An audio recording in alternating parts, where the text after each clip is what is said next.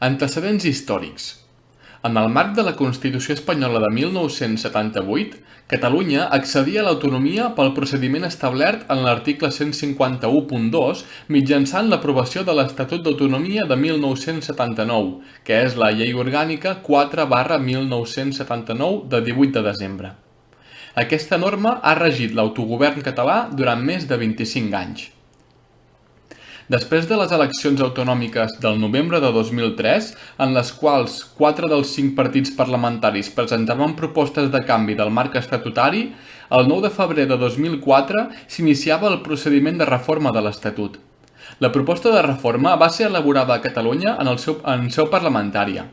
Primer, per una ponència conjunta amb representants de tots els grups parlamentaris a partir de la documentació prèvia elaborada per l'Institut d'Estudis Autonòmics. Segonament, va ser tramitada dins la Comissió d'Organització i Administració de la Generalitat i, finalment, el text de la proposta va ser aprovat pel ple del Parlament el 30 de setembre de 2005, amb 120 vots a favor i 15 en contra. Entre les dues darreres etapes hi hagué el dictamen número 269 del Consell Consultiu, el 5 de setembre de 2005, que va pronunciar-se sobre la constitucionalitat de la proposta. També cal esmentar les trobades de líders polítics catalans, a Miravet, que van contribuir a impulsar el procés. La segona fase de la reforma, que té lloc a les Corts Generals, va comprendre les fases següents: presa en consideració del ple del Congrés dels Diputats, presentació d'esmenes, discussió dins la Comissió Conjunta Paritària, integrada per la Comissió Constitucional del Congrés i una delegació del Parlament de Catalunya, en què es va formalitzar l'acord sobre el text. Es va aprovar pel ple del Congrés el 30 de març de 2006 i es va tramitar el text pel Senat, que el va aprovar el 10 de maig de 2006, sense introduir-hi modificacions. El procés va finalitzar amb el referèndum del dia 18 de juny de 2006, en què s'obtingué un resultat positiu.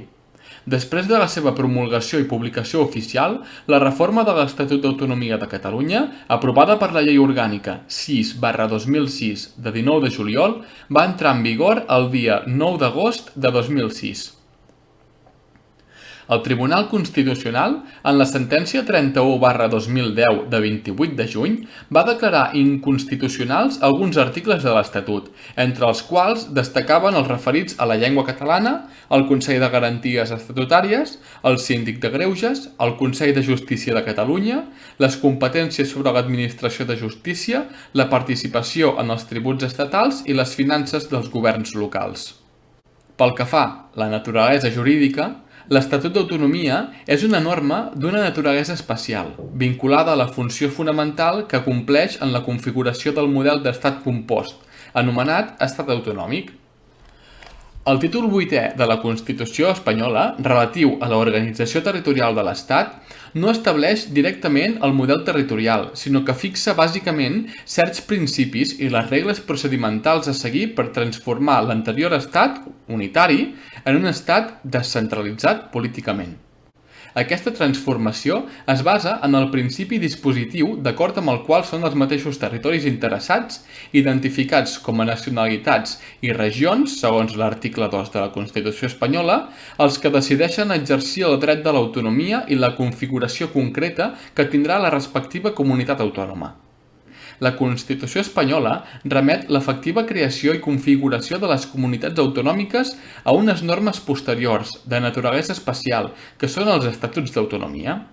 La norma estatutària assumeix, així, una funció constitucional, atès que és un compliment indispensable de la Constitució per la determinació de l'estructura territorial de l'Estat. D'acord amb això, l'Estatut d'Autonomia de Catalunya té una doble naturalesa jurídica. D'una banda, és la llei primera i fonamental de l'ordenament jurídic català i de l'altra és una llei orgànica estatal. En el primer sentit, l'Estatut d'Autonomia es caracteritza per ser la norma institucional bàsica de la Comunitat Autònoma de Catalunya. Es tracta de la norma que, com a expressió del dret a l'autonomia, constitueix la comunitat autònoma, funda el seu ordenament jurídic propi i estableix l'organització institucional i els poders que li corresponen. Estableix els tipus de normes que l'integren: lleis, decrets legislatius, decrets llei i reglaments. Els òrgans dotats de potestats normatives i certs condicionaments de la seva actuació, mandats, principis o drets. Però l'Estatut és també una norma estatal, que revesteix la forma de la llei orgànica aprovada per les Corts Generals, amb l'exigència d'una majoria absoluta de la cambra en el cas del Congrés dels Diputats. L'especial naturalesa de la norma estatutària es tradueix en un procediment també especial d'aprovació i reforma, que la separa de la resta de lleis orgàniques.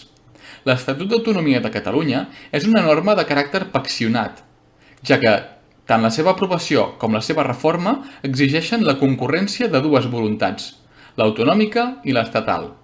La Constitució remet la regulació del procediment de reforma al mateix Estatut, que aquest pot preveure requisits que n'incrementin la rigidesa, com una majoria reforçada del Parlament autonòmic, però també és cert que la Constitució ja fixa un referèndum preceptiu i vinculant de la població de la comunitat autònoma, en l'article 152.2.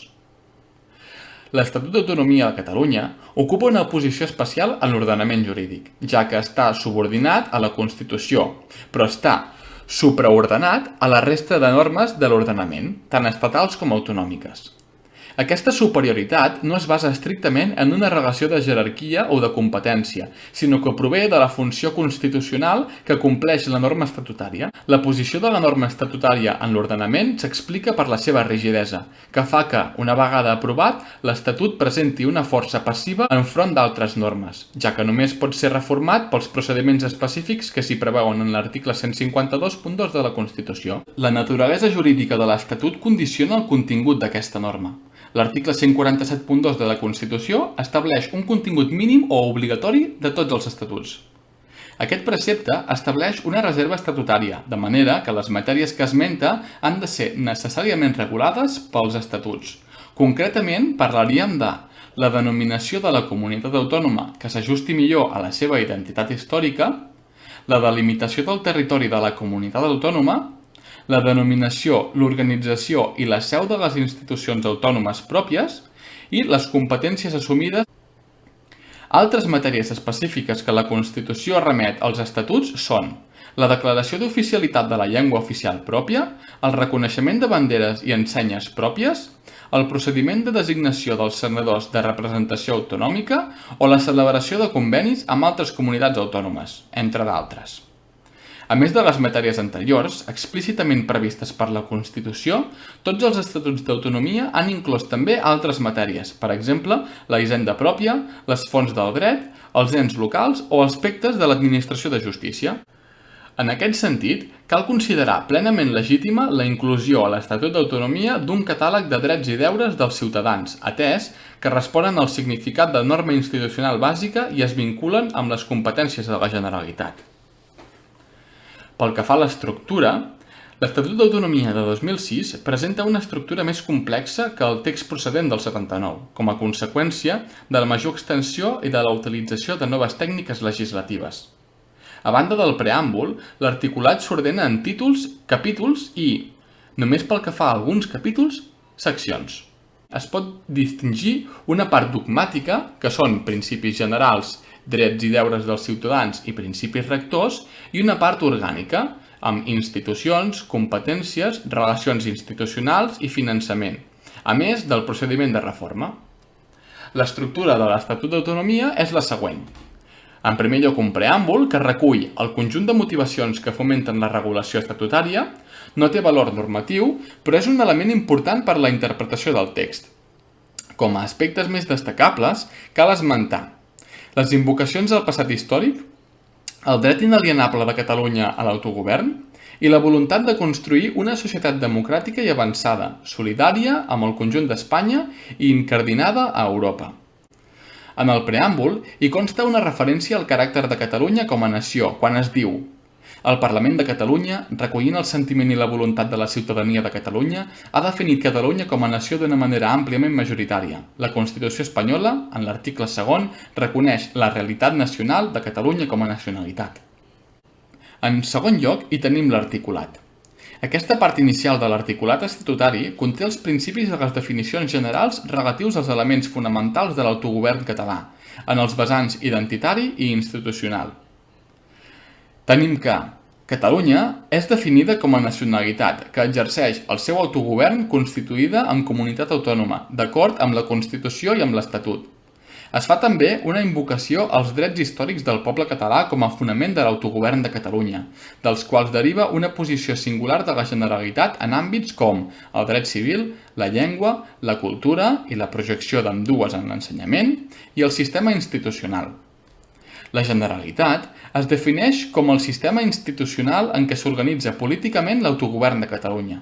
Integra en aquest sistema, a més de les institucions polítiques bàsiques, que serien Parlament, Presidència i Govern, els òrgans de rellevància estatutària, com serien el Síndic de Greuges, el Consell de Garanties Estatutàries i els ens locals, municipis, vegueries i comarques. S'estableix la capitalitat de Barcelona, que és la seu permanent del Parlament, la Presidència i el Govern. El territori de Catalunya es fa correspondre amb els límits geogràfics i administratius actuals de la Generalitat.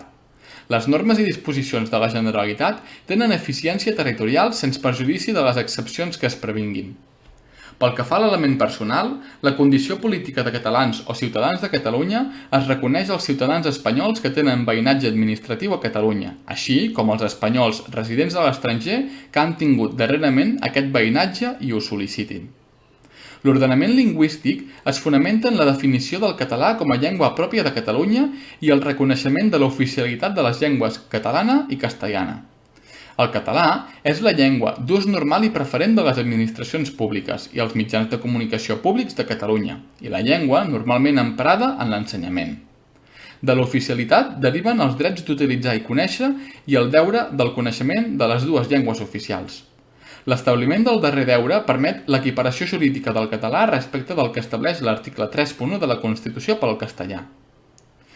Els símbols nacionals de Catalunya són la bandera tradicional quadribarrada, la diada de l'11 de setembre i l'himne dels segadors.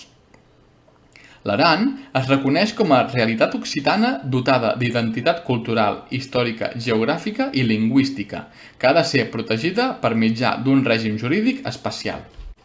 L'aranès, denominació que rep la llengua occitana a l'Aran, es declara llengua pròpia d'aquest territori i oficial a Catalunya, d'acord amb l'Estatut i les lleis.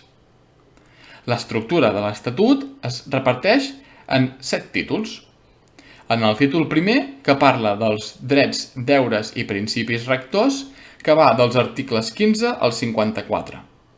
El títol segon, que parla de les institucions, que va del 55 al 94. El títol tercer, del Poder Judicial a Catalunya, del 95 al 109. El títol quart, de les competències, dels articles 110 al 173. El títol cinquè, de les relacions institucionals de la Generalitat, de l'article 174 al 200. El títol sisè, del finançament de la Generalitat, del 201 al 221. I el títol setè, de la reforma de l'Estatut, del 222 al 223. A part dels títols, també compta amb unes disposicions, que són 15 disposicions addicionals, 2 disposicions transitòries, una disposició derogatòria i 4 disposicions finals. Pel que fa a les competències de la Generalitat, són de 3 tipus. Les competències exclusives, que atribueixen de manera íntegra la potestat legislativa, la potestat reglamentària i la funció executiva, de manera que correspon únicament a la Generalitat l'exercici d'aquestes potestats en els àmbits de competència exclusiva. També tenim les competències compartides, que atribueixen a la Generalitat la potestat legislativa, la potestat reglamentària i la funció executiva en el marc de les bases que fixi l'Estat. Per últim, tenim les competències executives. Aquestes atribueixen a la Generalitat la potestat reglamentària que comprèn l'aprovació de disposicions per l'execució de la normativa de l'Estat i també la funció executiva. Pel que fa a les potestats normatives, la principal novetat és el reconeixement a la Generalitat de la potestat de dictar reglaments executius de caràcter material, ad extra. El títol quart de l'Estatut d'Autonomia també fa referència a una sèrie de principis i criteris que contribueixen a fer més precisa l'articulació competencial establerta entre l'Estat i la Generalitat. En primer lloc, pel que fa a l'activitat de foment, per exemple, subvencions o ajuts econòmics, es precisa quina serà la intervenció de la Generalitat, d'acord amb el tipus de competència que tingui reconeguda. Segonament, es preveu la participació de la Generalitat en l'exercici de competències estatals, que pot articular-se per mitjà de mecanismes establerts en el títol 5è. En tercer lloc, es reconeix la projecció de les competències de la Generalitat en relació amb la Unió Europea i amb l'acció exterior. D'una banda, es precisa que la presència de la normativa de la Unió Europea no alteri la distribució de competències, de manera que la Generalitat desenvolupa i aplica el dret europeu en l'àmbit de les seves competències i participa en els assumptes de la Unió quan afectin les seves competències. D'altra banda, s'estableix la possibilitat de la Generalitat de dur a terme accions amb projecció exterior derivades directament de les seves competències. Les matèries de competència de la Generalitat s'enumeren per ordre alfabètic en el capítol 2 del títol relatiu a les competències, en els articles 116 fins al 173. A mode d'exemple, es pot esmentar el règim d'exclusivitat que preval en matèries com ara l'agricultura, la indústria, l'ordenació administrativa del comerç o els transports terrestres que transcorrin íntegrament per Catalunya. L'Estatut d'Autonomia de Catalunya recull la competència de seguretat pública en l'article 164. Molt important.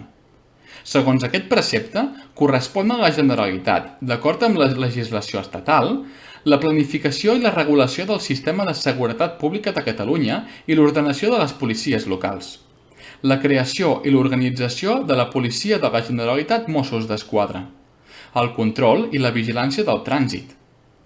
En el marc de la legislació estatal sobre seguretat, corresponen igualment a la Generalitat, a més, les facultats executives que li atribueix l'Estat, que són les funcions governatives sobre l'exercici dels drets de reunió i manifestació i el compliment de les disposicions per a la conservació de la natura, el medi ambient i els recursos hidrològics. La Generalitat té el comandament suprem de la Policia de la Generalitat Mossos d'Esquadra i la coordinació de l'actuació de les policies locals.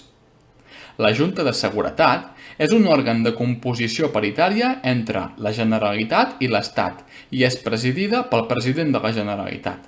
A través de la Junta, la Generalitat participa en la coordinació de les polítiques de seguretat i de l'activitat dels cossos policials de l'Estat i de Catalunya, i el bescanvi d'informació en l'àmbit internacional i en les relacions de col·laboració i auxili amb les autoritats policíaques d'altres països. Els Mossos d'Esquadra tenen com a àmbit d'actuació el conjunt del territori de Catalunya i exerceixen les seves funcions en els camps de la seguretat pública i l'ordre públic, la policia administrativa, que inclou la deriva de la normativa estatal, i la policia judicial i la investigació criminal, que inclou les diverses formes de crim organitzat i terrorisme, en els termes que estableixen les lleis.